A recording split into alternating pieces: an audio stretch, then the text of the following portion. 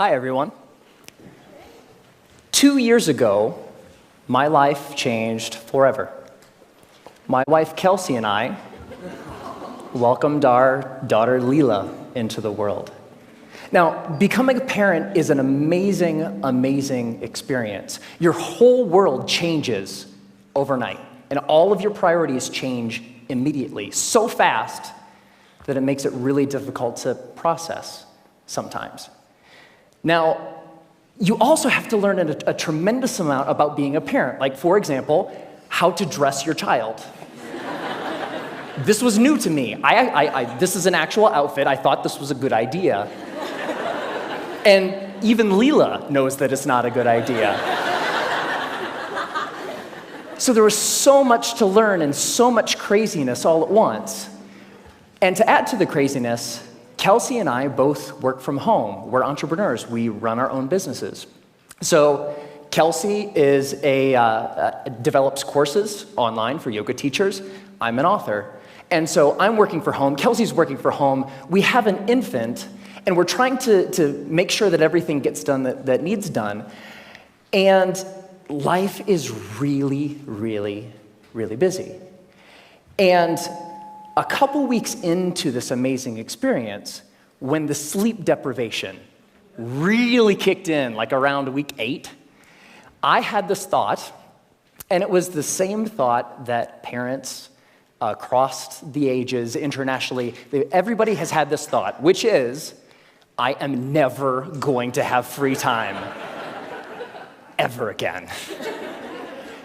And somebody said it's true. Yeah, it's not exactly true, but it feels really, really true in that moment. And this was really disconcerting to me, because one of the things that I enjoy more than anything else is learning new things. Getting curious about something and diving in and fiddling around and learning through trial and error and eventually becoming pretty good at something.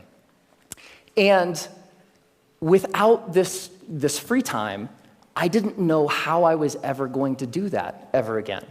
And so I'm a big geek. I want to keep learning things. I want to keep growing. And so what I decided to do was go to the library and go to the bookstore and look at what research says about how we learn and how we learn quickly.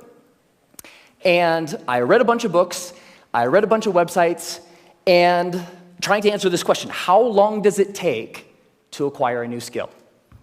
You know what I found? 10,000 hours. Anybody ever heard this? 10,000. It takes 10,000 hours. If you want to learn something new, if you want to be good at it, it's going to take 10,000 hours to get there. And I read this in book after book and website after website, and my mental experience of reading all of this stuff was like, no! I don't have time. I don't have 10,000 hours. I am never going to be able to learn anything new ever again. But that's not true. So 10,000 hours, just to give you a rough order of magnitude, 10,000 hours is a full-time job for 5 years. That's a long time. And we've all had the experience of learning something new, and it didn't take us anywhere close to that amount of time, right? So what's up? There's something kind of funky going on here. What the research says and what we expect and have experiences, they don't match up. And what I found, here's the wrinkle. The 10,000-hour rule came out of studies of expert-level performance. There was a professor at Florida State University. His name is K. Anders Ericsson. He's the originator of the 10,000-hour rule. And where that came from is he studied professional athletes, world-class musicians, chess grandmasters, all of these ultra-competitive folks in ultra-high-performing fields, and he tried to figure out how long does it take to get to the top of those kinds of fields. And what he found is the more deliberate practice, the more time that those individuals spent practicing the elements of whatever it is that they do, the more time you spend, the better you get. And the folks at the tippy top of their fields put in around 10,000 hours of practice. Now, we were talking about the game of telephone a little bit earlier. here's what happened. An author by the name of Malcolm Gladwell wrote a book in 2007 called Outliers, the Story of Success. And the centerpiece of that book was the 10,000-hour rule. Practice a lot, practice well, and you will do extremely well. You reach the top of your field. So the message, what Dr. Erickson was actually saying is, it takes 10,000 hours to get to the top of an ultra-competitive field in a very narrow subject. That's what that means. But here's what happened. Ever since Outliers came out, immediately came out, reached the top of the bestseller list, stayed there for 3 solid months. All of a sudden, the 10,000-hour rule was everywhere. And a society-wide game of telephone started to be played. So this message, it takes 10,000 hours to reach the top of an ultra-competitive field, became, it takes 10,000 hours to become an expert at something, which became, it takes 10,000 hours to become good at something, which became, it takes 10,000 hours to learn something. But that last statement, it takes 10,000 hours to learn something, it's not true. It's not true. So, what the research actually says, if I spent a lot of time here at the CSU library in the cognitive psychology stacks, because I'm a geek.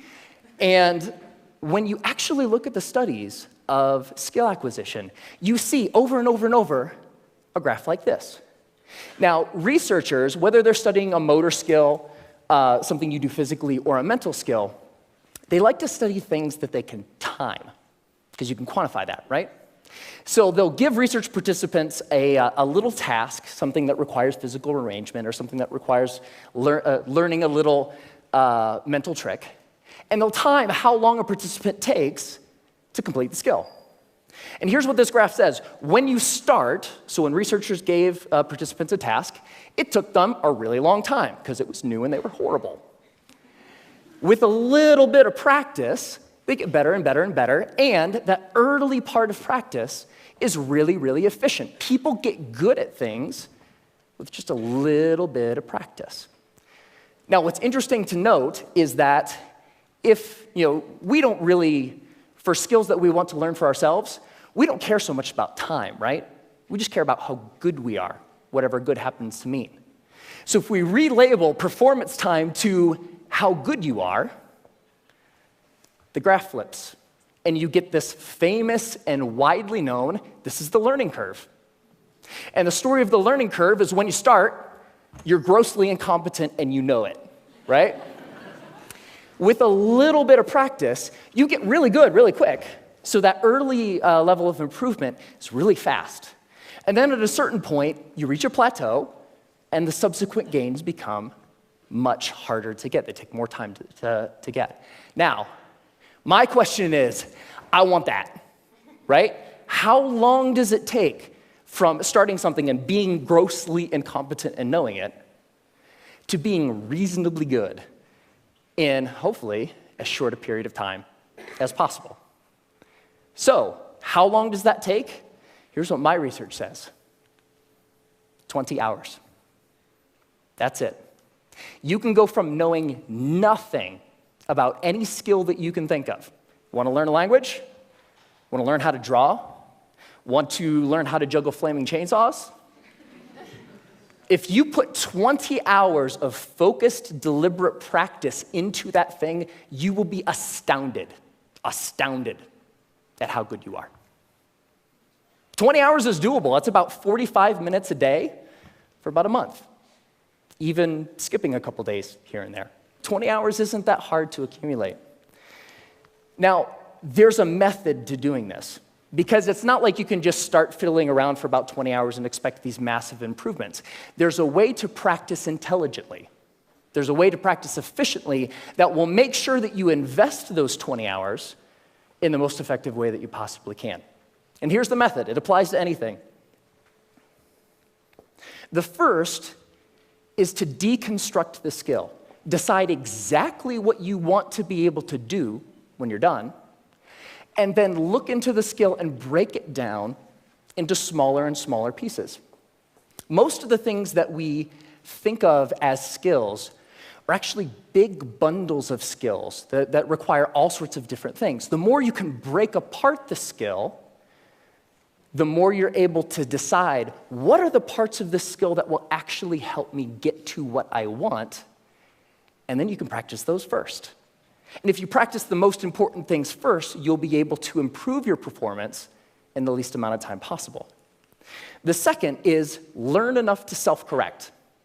So get 3 to 5 resources about what it is you're trying to learn. Could be books, could be DVDs, could be courses, could be anything. But don't use those as a way to procrastinate on practice. I know I do this, right? Get like 20 books about the topic. It's like, I'm going to start learning how to program a computer when I complete these 20 books. No, that's procrastination. What you want to do is learn just enough that you can actually practice and self-correct or self-edit as you practice. So the learning becomes a way of getting better at noticing when you're making a mistake and then doing something a little different.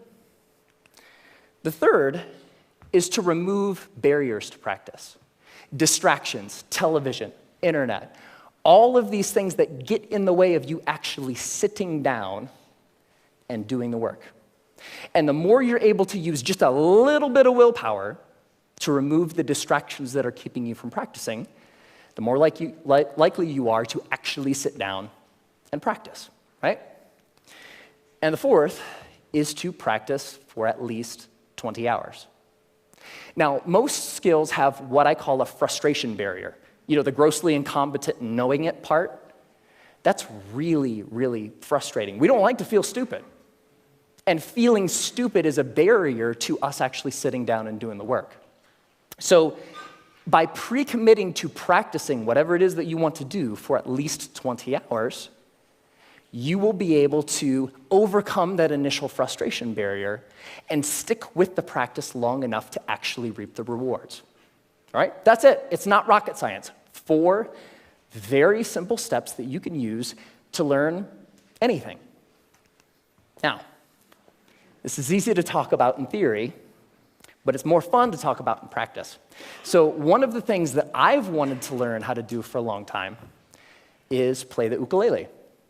Has anybody seen Jake Shimabukuro's TED Talk where he plays the ukulele and makes it sound like he's like an ukulele god? It's amazing. It's like I saw that. It's like, that is so cool. It's such a neat instrument. I would really like to learn how to play.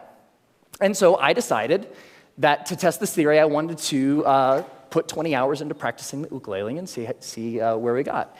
And so the first thing about playing the ukulele is in order to practice, you have to have one, right?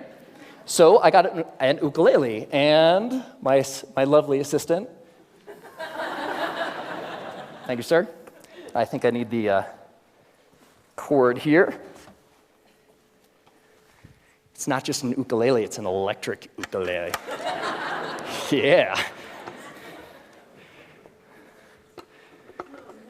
So the first couple hours are just like the first couple hours of anything. You have to get the tools that you're using to practice. You have to make sure that they're available. My ukulele didn't come with strings attached. I had to figure out how to put those on. Like, that's kind of important, right? And learning how to tune and learning how to make sure that all of the things that need to be done in order to start practicing get done, right? Now, one of the things when I was ready to actually start practicing was I looked in online databases and songbooks for how to play songs. And they say, okay, ukuleles, you can play more than one string at a time, so you can play chords. That's cool. You're accompanying yourself. Yay, you. And when I started looking at songs, I had an ukulele chord book that had like hundreds of chords. I was like looking at this thing, like, whoa, that's intimidating. But when you look at the actual songs, you see the same chords over and over, right? As it turns out, playing the ukulele is kind of like doing anything. There's a very small set of things that are really important and techniques that you'll use all the time. And so in most songs, you'll use 4, maybe 5 chords, and that's it. That's the song. You don't have to know the hundreds as long as you know the 4 or the 5. So while I was doing my research, I found a wonderful little medley of pop songs by a band called Axis of Awesome. And somebody knows it. And what Axis of Awesome says is that you can learn, or you can play pretty much any pop song of the past 5 decades if you know 4 chords. And those chords are G, D, E minor, C. 4 chords, pump out every pop song ever, right? So I thought, this is cool. I would like to play every pop song ever. So that was the first song I decided to learn, and I would like to actually share it with you. Ready? All right.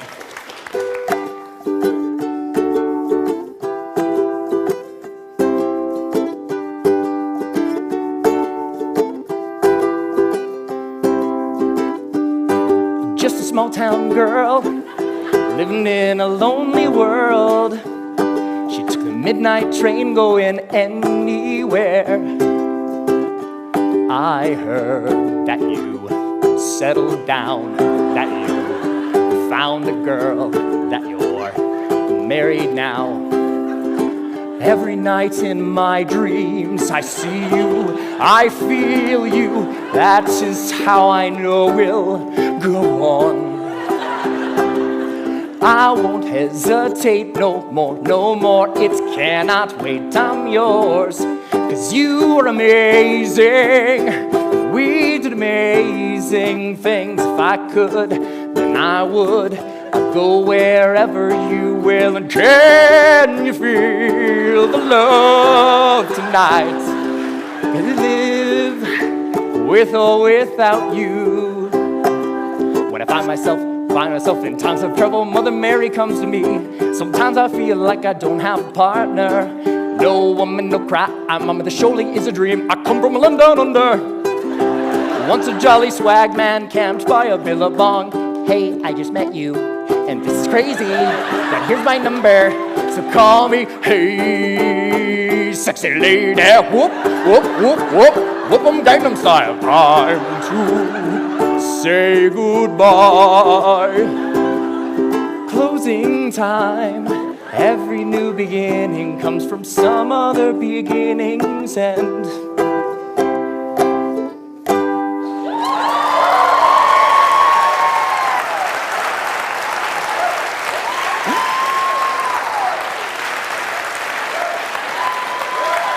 Thank you. Thank you. I love that song. And I have a secret to share with you. So by playing that song for you, I just hit my 20th hour of practicing the ukulele. Thank you.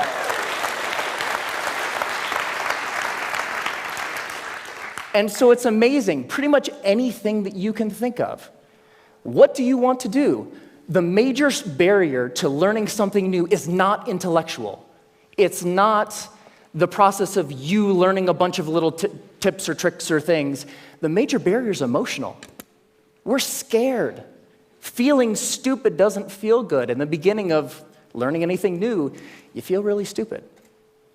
So the major barrier is not intellectual, it's emotional. But put 20 hours into anything. Doesn't matter. What do you want to learn? You want to learn language? You want to learn how to cook? You want to learn how to draw? What turns you on? What lights you up? Go out and do that thing. It only takes 20 hours. Have fun.